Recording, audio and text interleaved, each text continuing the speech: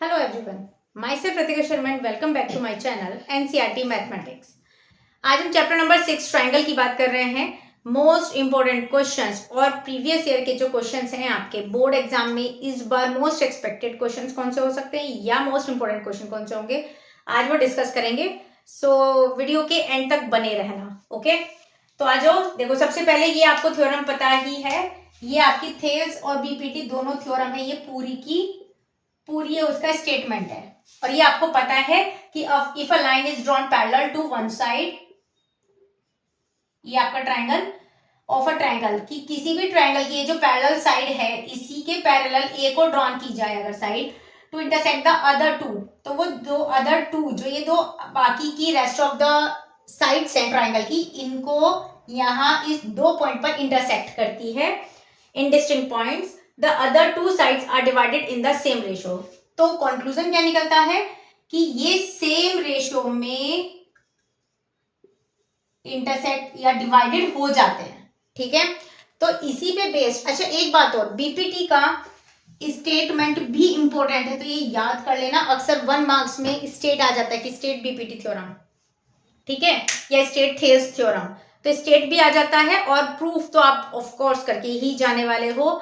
अगर आपको नीड हो कि प्रूफ कैसे करना है, आई एम श्योर वैसे आता ही होगा, नहीं तो कमेंट बॉक्स में कमेंट कर देना, मैं सेपरेट वीडियो बना दूंगी उसकी। इस वीडियो में मैं प्रूफ नहीं बता रही हूँ, वीडियो लंबी हो जाएगी इसलिए। तो इस पर बेस्ड क्वेश्चन कैसे कैसे आते हैं, आ जाओ।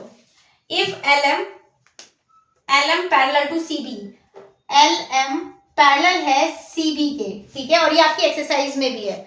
सो मोस्ट इंपोर्टेंट चैप्टर है ये आपका, स्कोरिंग पोर्शन है ये पूरा। अभी मैं आपको मोस्ट इंपोर्टेंट भी इसके क्वेश्चंस बता दूंगी जो PYQ बेस्ड हैं। ओके, आ जाओ। इफ LM पैरेलल है BC के और LN यानी ये वाली पैरेलल है CD के, तो आपको प्रूफ करना है AM अपॉन पूरा, यानी AM upon AB, AN upon AD। तो यहां पर आप प्रॉपर कैसे लिखेंगे, गिवन क्या है आपके पास, गिवन है हमारे पास LM पैरेलल है CB के एंड LN पैरेलल है CD के। क्लियर? TPT क्या होगा भाई आपका, ये पूरा आ जाएगा, फिर यहाँ पर ये पूरा बॉक्स में यहाँ मेंशन कर दोगे आप। ओके, कंस्ट्रक्शन की यहाँ जरूरत नहीं है तो यहाँ मेंशन नहीं करना है। प्रूफ में आ जाओ, लेंगे यहाँ पर सिंस LM पैरेलल CB, मेरे पास स्पेस कम है तो मैं यहां लिख रही हूं, आपके पास वहां स्पेस कम नहीं होगा तो आप अगले स्टेप में यहाँ इंप्लाइज दैट लगाकर तब लिखेंगे। तो फिलहाल मैं क्या लिखने वाली हूँ, LM पैरेलल है BC के, so implies that using AM upon MB equal होगा AL अपॉन LC। ठीक है, ओके, यहां पर लिखेंगे यूजिंग BPT थ्योरम। ठीक है, इसे अभी फर्स्ट इक्वेशन मान लो। Now since LN parallel CD implies that, अगर अब ये दोनों पैरेलल हैं तो AN अपॉन ND इक्वल होगा AL upon LC, AL upon LC, equation 2। अब आप देख सकते हो RHS दोनों की इक्वल है, सो यहां लिखेंगे from equation 1 and 2 implies that क्या बना हमारे पास, LHS भी इक्वल हो जाएंगी, यानी AM upon MB B equal होगा AN अपॉन ND। ये कंक्लूजन इन दोनों इक्वेशन से निकला। Now what we will do, we can see in the proof, AM तो आ रहा है पर यहाँ MB है और यहाँ पर पूरी साइड है, करेक्ट ना। तो ये ऐसा आपके बेस्ड एग्जाम्पल में भी है, तो प्लीज एग्जाम्पल भी अच्छे से करके जाना। अब हमारे पास ये कंक्लूजन आया है, राइट, तो हमने क्या करना है, इसमें इसका एक बार रेसिप्रोकल कर दो। ओके, सो यहाँ और लिखकर MB upon AM, MB upon AM, ये क्यों किया रेसिप्रोकल वो भी बताती हूँ, ND अपॉन AM। क्लियर?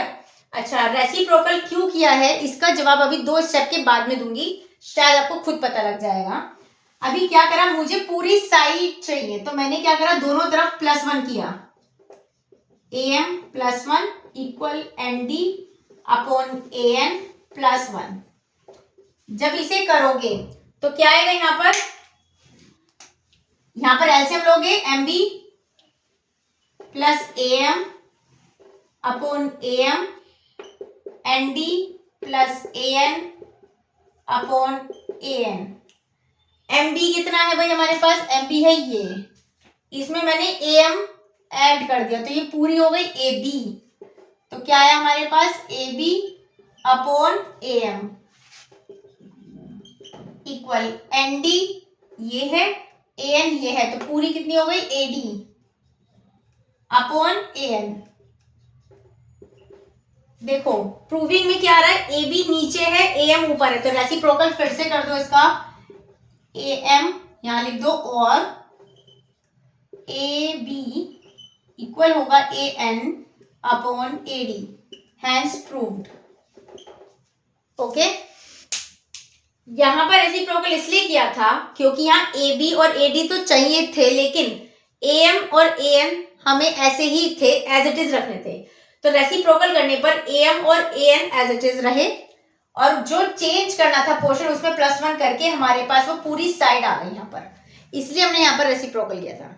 ठीक है, जो अभी लास्ट क्वेश्चन था उसके जस्ट नीचे वाला है, ये इंपोर्टेंट और 2025 के बोर्ड में ही आया था। ठीक है, तो क्या है ये, DE कौन है हमारी, ये DE जो है पैरेलल है AC के, तो सबसे पहले गिवन में जो बताया वो लिखेंगे, फिर टीपीटी लिखेंगे, कंस्ट्रक्शन की जरूरत नहीं है, तो प्रूफ पे आते हैं डायरेक्ट। ये हो गए आधा आधा मार्क्स का काम कर दिया, अब आते हैं प्रूफ पे। क्योंकि ये इसके पैरेलल है, सिंस DE पैरेलल है AC के, सो इम्प्लाइज दैट, अगेन मैं यहां लिख रही हूं, आप नीचे के स्टेप पे लिखोगे, क्या होगा, BD अपॉन DA इक्वल होगा BE upon EC using Thales या BPT, whatever, यूजिंग BPT। ठीक है, सिंस DF पैरेलल है AE के, DF कौन है, ये DF पैरेलल है AE के, यानी इस वाले ट्रायंगल की बात हो रही है, ABE, यहां लिख सकते हो इन ट्रायंगल ABE, और यहां लिखेंगे इन ट्रायंगल पूरा ABC। अब आ जाओ, DF पैरेलल है AE के, तो फिर इसका करो अब, BD अपॉन DA इक्वल होगा BF अपॉन FE पे के, अगेन यूजिंग BPT। ठीक है, BF upon FE, okay, from equation 1 and 2, तो यहां लिख देंगे फ्रॉम इक्वेशन 1 and 2, अगले स्टेप में लिखना मैं यही लिख दे रही हूं, क्या क्या इक्वल है भाई हमारे पास, BDDA, ये LHS इक्वल है, तो RHS इक्वल हो जाएगी, that means BE upon EC equal होता है BF अपॉन FE। अच्छा, एक मोस्ट इंपोर्टेंट टिप्स याद रखना, ये शायद मैंने अभी तक जितने भी स्क्रॉल किए ना चलो, मुझे तो कहीं नहीं मिली, जो हमें हमारे टीचर्स ने 10th और 12th में एक चीज समझाई थी, नॉट 10th और 12th, हमें तो 9 से ही इस चीज की उन्होंने एक आदत डलवाई थी कि ये जो इम्प्लाइज का साइन होता है, इसके ठीक सामने ये अपॉन का साइन होना चाहिए, और इसके ठीक सामने ये इक्वल का साइन होना चाहिए, और इसी इन दोनों के बीच में ही ये फिर से अपॉन आ रहा है, तो इनके सीक्वेंस में होना चाहिए। मैं अपने कोचिंग में जितने बच्चों को देखती हूँ यही आदत उनको पढ़वा रही हूँ, क्योंकि प्रॉब्लम क्या होती है, जब मैं उनके मार्किंग करती हूँ ना, तब वो कैसे लिखते हैं पता है, ऐसे जैसे EC है और ये ऐसे हो गया, यहाँ पर वो लगा देते हैं ऐसे, और ये हो गया BF और ये हो गया उनका FE। ये तरीका गलत है लिखने का, मैथ्स में ऐसे कभी नहीं लिखा जाता है। इसका मतलब है कि आपने BE और BF को इक्वल इक्वल बता रखा है और ये फ्रैक्शन समझ में ही नहीं आएंगे, फ्रैक्शन है। तो सिस्टमैटिक वे में लिखने का प्रॉपर एक तरीका होता है, जितनी अच्छे से उनकी आदत आप डालोगे। आपने नोटिस करना, जो जो मेरे लेक्चर को कंटिन्यू देखते हैं, मेरे बोर्ड पर भी लिखने का वही तरीका है, क्योंकि मुझे पहले से ही मेरी टीचर्स ने मेरे को ये हैबिट करवा रखी है। तो मेरे अब मैं जल्दी जल्दी भी लिखती हूँ तो भी वो सीक्वेंस मेरे हाथ से स्लिप होती है। तो ये चीज़ ध्यान रखना है, ये तरीका नहीं होता है। आदतों को जैसे डालोगे वही आदत पड़ती है। आ जाओ, अभी के लिए ये हो गया। अब इसमें हमें प्रूफ क्या करना था, BE इक्वल है EC के और BF इक्वल है FE के, बस यही प्रूफ करना था। क्योंकि इसकी फ्लिप है साइड, तो हम यहाँ पे लिख सकते हैं और BF इक्वल है FE के एंड इक्वल BE अपॉन हो गया EC, hence proved. Fine. ABCD एक ट्रेपेजियम है इन विच AB और DC पैरेलल है। Its diagonals intersect each other, इनके diagonals intersect each other at O। तो प्रूविंग में AO BO CO DO ऐसे दिखाना है। सबसे पहले क्या लिखेंगे, गिवन में AB is parallel in trapezium, AB is parallel to DC, तो गिवन आ गया यहाँ पर। फिर TPT आ जाएगा यहाँ पर। कंस्ट्रक्शन की यहाँ जरूरत पड़ेगी तो मेंशन करोगे ब्लैक पेन से। क्या कंस्ट्रक्शन की हमने, क्योंकि हमारे पास सिर्फ ये दो पैरेलल हैं, तो हमने एक पैरेलल और ले ली, इसका नाम ABCDE रख लिया। ठीक है। सो कंस्ट्रक्शन में क्या लिखा, draw OE parallel to AB parallel to DC। ठीक है। प्रूफ पे आते हैं। प्रूफ में क्या करना है, अब देखो, इन ट्राइंगल दिस वन आओ, यानी in triangle ABC, in triangle ABC जब ABC में आए तो क्या हुआ हमारे साथ, ये पैरेलल है इसके, right. So since AB parallel है OE के, सो इम्प्लाइज दैट, छोटू सा बना दूं यार D। ठीक, तो क्या हुआ, कौन है, AB पैरेलल है इसके, तो क्या कंक्लूजन निकला, यहां से ले लेते हैं CE upon EB, CE upon AB equal होगा CO upon OA using BPT first equation. ठीक, अब इन ट्राइंगल, और तो कुछ नहीं है ना, आ जाओ। अब आते हैं इन ट्राइंगल ABC हो गया, अब BCD, ये दूसरा ट्राइंगल ले लो, BCD जब लेंगे तो लिखेंगे सिंस OE पैरेलल है DC के, so implies that OE parallel है इसके, तो इसकी वजह से क्या हुआ, CE upon BE, CE upon BE, यहाँ स्पेस कम है तो थोड़ा सा ऐसे लिख रही हूँ। ठीक है, इक्वल होगा CE अपॉन BE में इक्वल होगा DO upon OB, again using BPT second equation. कुछ इक्वल आया, देखो CE अपॉन EB है ना, जब हम इसमें आए ABC में आए तो CE अपॉन EB है यहाँ पर, EB, ठीक है, और CO अपॉन OA, करेक्ट। और जब इसमें आए तो CE अपॉन BE अगेन आया, BE या EB बात एक है, और D ओपन हो गया, यानी कि फ्रॉम इक्वेशन 1 एंड 2 RHS भी इक्वल रख दो, CO अपॉन OA इक्वल होगा DO अपॉन OB, CO के साथ DO है, सही है। तो अब अगली लाइन में लिखोगे, और यहां पर है पहले नंबर पे AO, इसको फ्लिप कर दो, तो OA को AO लिख सकती हूं क्योंकि यहां पर AO है।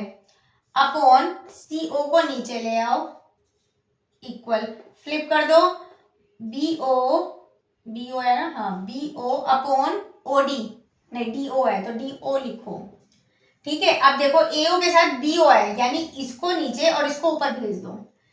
और AO अपॉन BO इसको नीचे लेके आए और इसको इसके प्लेस पर भेज दे, ऐसी मतलब क्रॉस जिसे कहते हैं क्रॉस मल्टीप्लाई कर दी, हैंस प्रूव्ड। ठीक है, देखिए इस तरह के क्वेश्चन अक्सर आते हैं। ये एंगल P आपसे यहाँ पर पूछा है क्वेश्चन में। ठीक है, P कहाँ है भाई, अच्छा P हमसे ये वाला एंगल पूछा है। इस तरह की सिचुएशन में क्योंकि पूरा चैप्टर सिमिलर ट्रायंगल पर बेस्ड है या बीपीटी पर बेस्ड है, क्या करना है, क्योंकि बीपीटी पे बेस्ड हम कर चुके हैं, तो सिमिलर ट्रायंगल की क्या कंडीशन होती है, या तो तीनों साइड्स बराबर हों, दो एंगल्स बराबर हों। तो यहाँ पर भी अब हमें यहाँ पर एज्यूम करना पड़ेगा। देखो क्योंकि यहाँ 3.8 है, यहाँ पर 6.3 है, तो यहाँ रूट से तो रूट का यहाँ पे कुछ कनेक्शन नहीं बैठेगा। रूट की टर्म यहाँ है तो रूट की टर्म यहाँ है।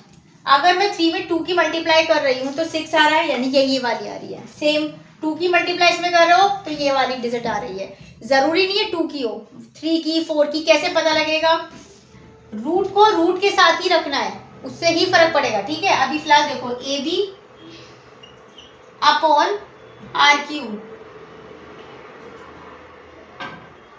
इक्वल है आपके पास 3.8 अपॉन 7.6। ठीक है, दूसरी लिख लो AC अपॉन RP यानी 3√3 अपॉन 6√3। तीसरी बची BC अपॉन PQ यानी 6 अपॉन 12। जब आप इन सबको आपस में काटेंगे तो पॉइंट से तो यहाँ पॉइंट गया, 1 जा और ये 2 जा होता है। √3 से √3 किया, 1 जा 2 जा, 1 जा 2 जा, तो यहाँ भी 1/2 1/2 1/2 आया। ठीक है, ये रेशो आना जरूरी है। अगर यहाँ जरूरी है 1/2 1/3 1/4 4/3 समथिंग जो भी आएगा तीनों में सेम आना चाहिए। इम्प्लाइज दैट, इससे क्या पता लगता है कि ट्राइंगल ABC सिमिलर है ट्राइंगल PQR के।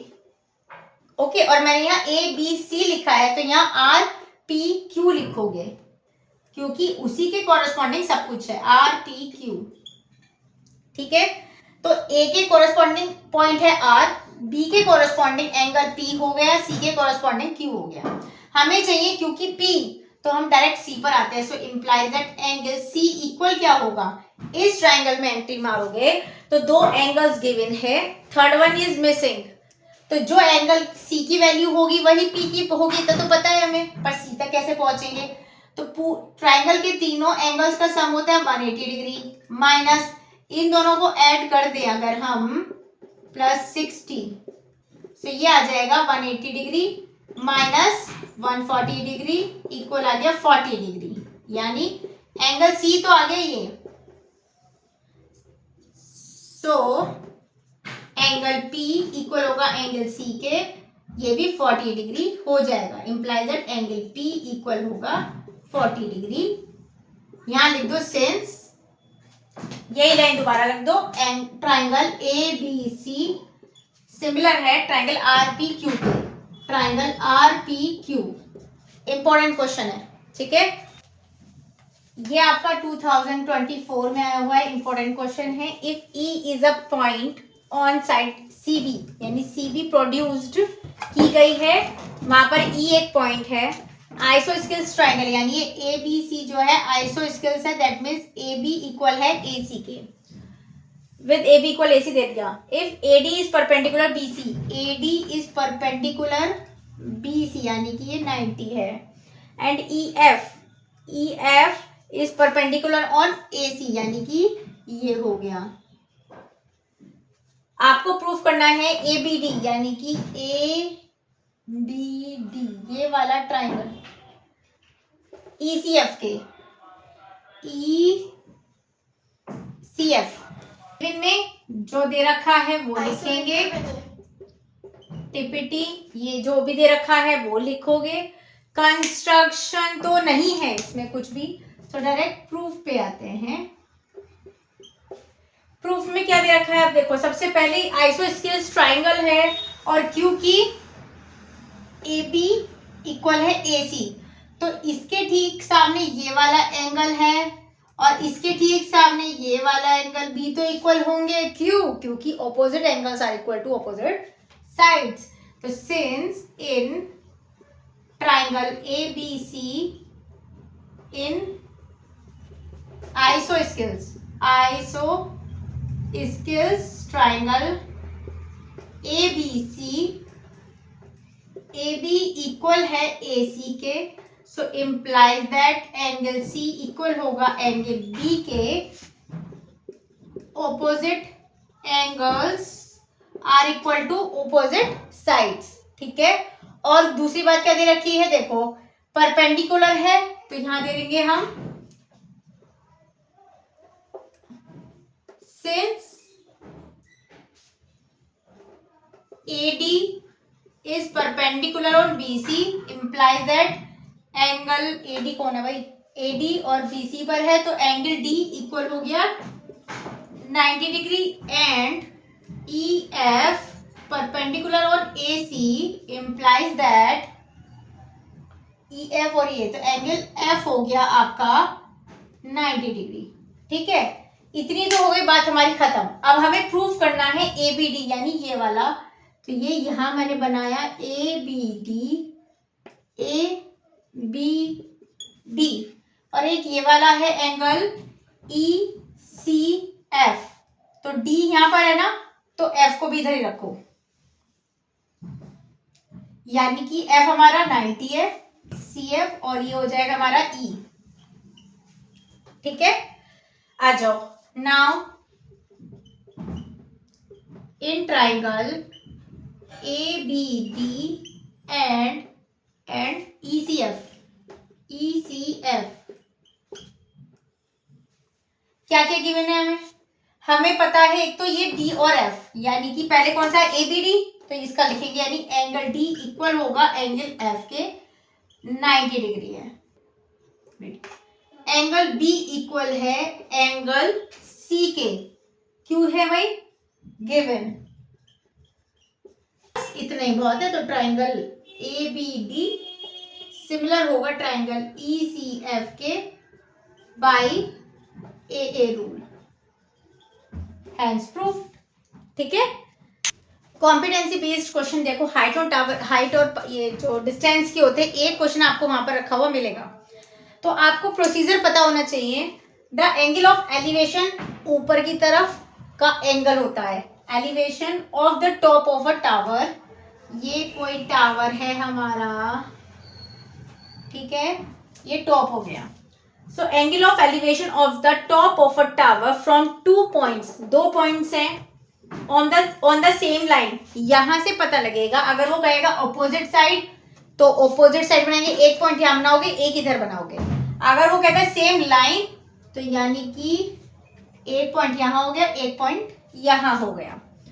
30 एंड 60, एक चीज हमेशा ध्यान रखनी है कि जो ये एक पॉइंट हो गया और एक ये वाला हो गया, तो अब आप कंफ्यूज नहीं होना है कि यार 30 60 में से कौन सा 30 और कौन सा 60, ये ध्यान रखना, पास वाला हमेशा एंगल ज्यादा ही होगा, दूर वाला थोड़ा कम होगा।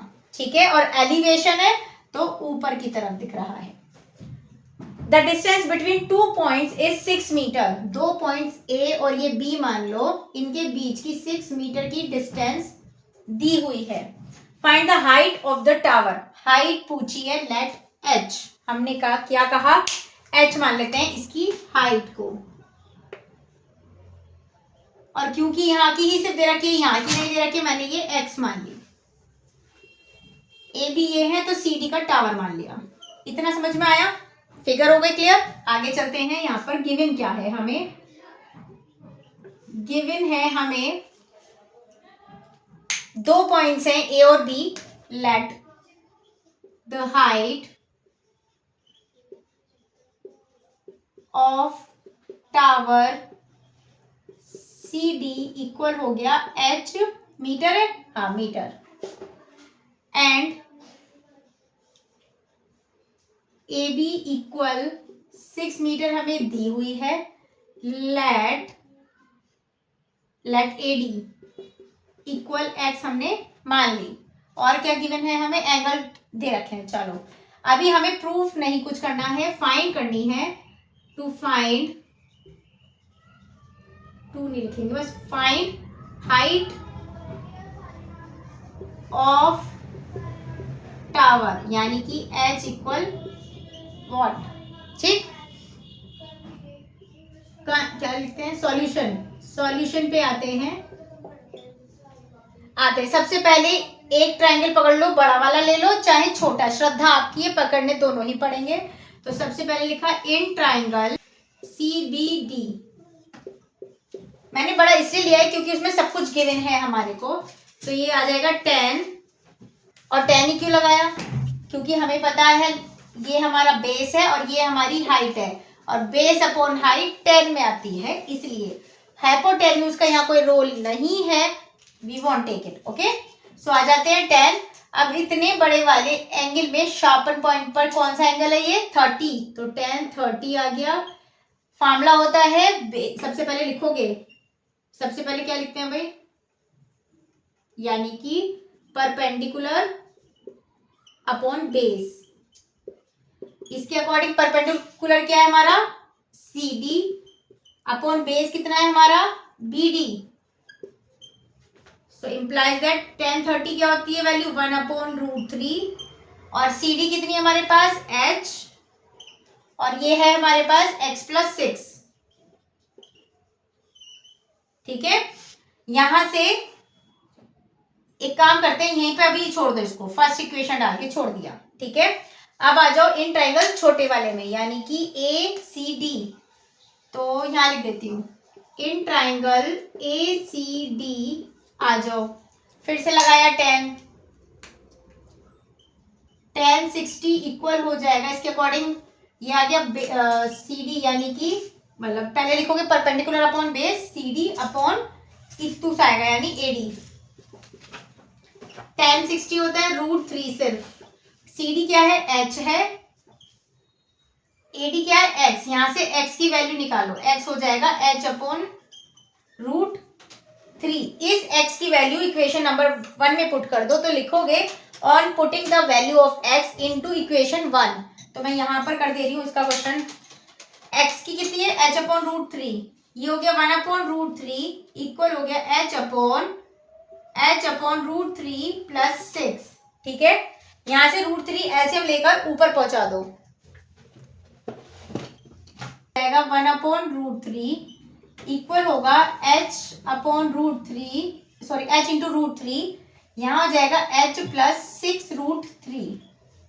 क्लियर, यहां से H आप यहां पर ले जाओ, क्रॉस मल्टीप्लाई कर दो इनकी, तो ये हो जाएगा H + 6√3 इक्वल हो गया √3 की, जब यहां मल्टीप्लाई करोगे तो √3 क्या होता है, 3H हो गया।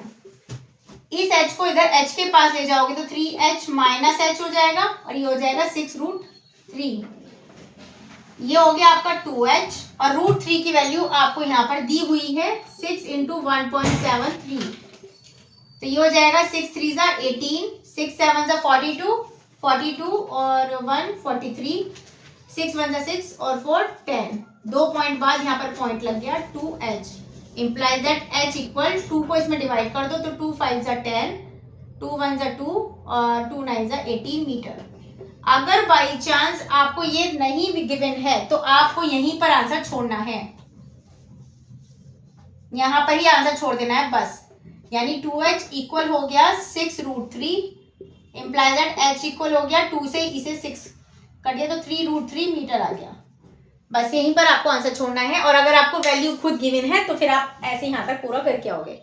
ठीक है, सो इम्पोर्टेंट क्वेश्चन इसमें क्यों कौन कौन सा देखो अच्छे से करोगे, सारे एक तरह से वो BPT बेस्ड और सिमिलर ट्रायंगल पर बेस्ड हैं।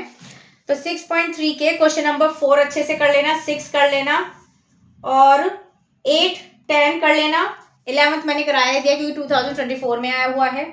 12 13 14 15 16 इसके सारे क्वेश्चन इंपॉर्टेंट है, सिमिलर ट्रायंगल पर बेस्ड है, और एक हाइट पर बेस्ड वाले क्वेश्चन ये रहे।